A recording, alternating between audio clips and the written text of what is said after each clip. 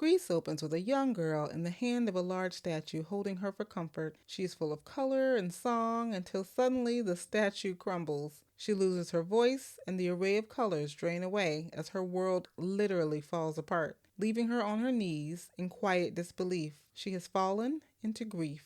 Grief follows the 5 stages of grief and how it changes the way we see the world. It combines this with color psychology and the ways in which we associate colors with various feelings, such as how people describe jealousy as being green with envy or sadness as feeling blue. In my work as a mental health counselor for those facing the end stage of life, I appreciate how the game uses color to represent Greece's internal journey, and it's pretty relatable even years after its release. I will be discussing many nuances of the game, so if you wish to play it without being spoiled, this is your moment to step away and return once you've experienced it for yourself.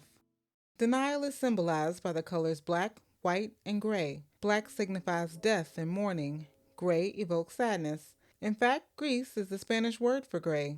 White, though peaceful, can also feel cold, and the use of it makes the world feel completely empty, with only a few dark rocks and dead trees scattered throughout the landscape. Even the animals almost completely fade into the background, giving the feeling of being truly alone. Denial is a temporary defense mechanism, as a person is not quite ready to face reality. Note the position of the statues, and they hold on to that feeling of disbelief. I remember when my own father unexpectedly passed away. Even when we were cleaning out his apartment and discussing funeral plans, part of me kept expecting him to walk in the door at any moment and tell us this was all some big mistake. Greece offers very little guidance in its gameplay. Players must navigate and figure things out on their own. She starts off moving slowly and doing the typical gamer thing of repeatedly pressing buttons to get her to do something like jump has the opposite effect. This is a good reflection of life because healing from a loss or trauma can't be rushed. You can't just push a button to hurry on to the next stage. And this pace sets the tone for the game, where Greece must spend the first part of each stage without the ability she needs to fully progress. Throughout her journey, Greece collects stars, which she uses to create constellation paths and gain new abilities. She also gathers mementos, but the meaning of those remains a mystery, unless you collect them all to unlock the hidden ending. Denial is by far the shortest and most simplistic stage in Greece, especially in contrast to the following stage, anger.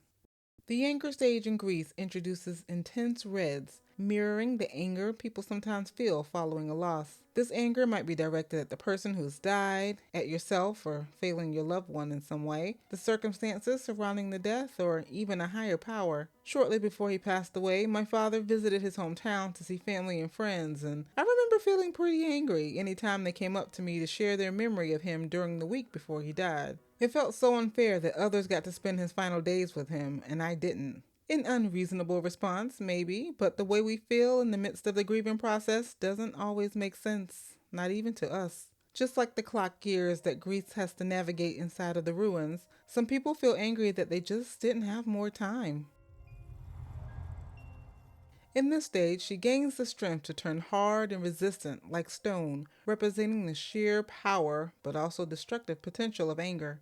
In a subsection that she must use her new skill to reach, she first encounters black birds that follow her throughout the game, perhaps representing ravens, which in many cultures are often seen as symbols of death and the afterlife. Reverting back to a black and white atmosphere, while also destroying the fragile statues in anger, shows that not everyone experiences loss in a straightforward way. People may move back and forth between stages, skip stages altogether, or experience the feelings of more than one stage at a time, and this becomes even more obvious in the stage of bargaining. Bargaining is depicted as a forest-like setting with calming greens, signifying growth and a connection to the surrounding world. Greece encounters a small creature that gradually trusts her with a bit of nurturing by feeding it apples. But the color red persists in the stage and the black birds have followed her. The other emotions haven't completely gone away. In the stage of bargaining, people may try to reach an agreement with a higher power to give back what was lost or give them more time. They might make promises to change or promise to give up something if things could just go back to the way things were. Negotiating their way upwards is a major aspect of the stage, particularly the leaves on the trees, which when green change on their own rhythm, but later become red and respond to Grease's jumps, making her have to take more care in the decisions that she makes. Greece also gains the power of flight. She is able to ascend through the ruins, where she finds a statue that finally takes its first step forward. The black birds morph together to create an even bigger obstacle. The feelings she thought she left behind are still very much there. And as she climbs into the hand of the statue, it begins to rain as she enters depression. Gris descends into dark underwater caves, carrying the weight of heavy emotions. Depression, unsurprisingly, is represented by the color blue, symbolizing deep sadness and hopelessness. Patients I've worked with often describe depression as feeling like being in a deep hole or feeling underwater, making the stage a pretty accurate visual representation. The journey through darkness is challenging, much like real life struggles with depression, and it took me way too long to figure out how to use her strength to solve the ray of light puzzle. But she does, and she learns to swim, moving much quicker and much more agile than she did when she ran through the rest of the game. She receives help from a turtle, an animal that's a symbol of protection that helps her move towards the final statue, where she and the statue seem to be healed. Gris tries once again to find her voice, but she can't. The pain takes over yet again in the form of a creature that destroys this beautiful moment and is relentless in its pursuit of her. Deeper into darkness she goes, and she finds the light representative of the support that one needs during times like this, and she swims towards the sky and towards acceptance.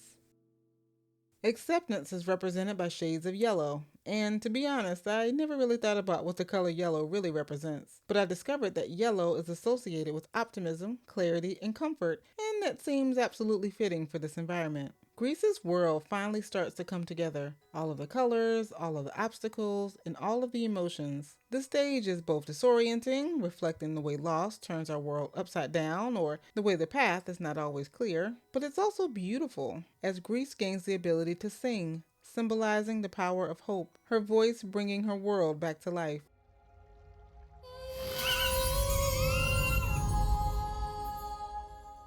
If you managed to collect all of the mementos, which was not the easiest thing to do, you learned that the woman in the statue is, as you might have guessed, her mother. Stargazing and collecting was a special time that they spent together, with the statues representing them feeling, effectively frozen in time. Gris falls back to earth, but she still has to face the relentless nature of grief. Acceptance doesn't mean happiness. Acceptance doesn't even necessarily mean you're okay, but rather it's acknowledging reality and being willing to keep pressing on, even when everything inside still feels dark.